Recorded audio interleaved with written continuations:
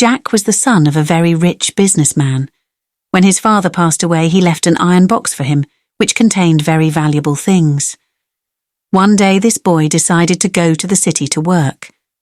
So he took the iron box and gave it to his friend. His friend's name was Michael. He said to his friend, "Please hold this box for me.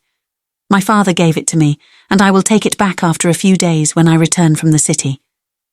His friend replied, "Don't worry. I take great care of this box. Feel free to go to town." He happily handed over the box to him, knowing that the place of the precious iron box was completely safe.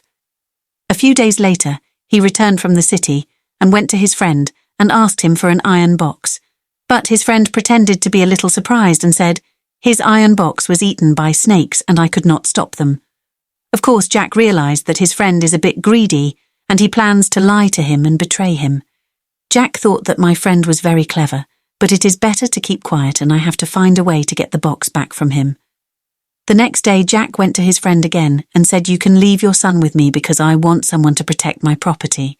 His friend thought a little and said to himself, "Jack is very stupid. He wants to hire my son to look after his property." He laughed at this thought and quickly accepted and sent his son to him. The next morning, Jack hurried to his friend's house and said, "Dear friend, something very bad has happened. An eagle came to our house and took your son away."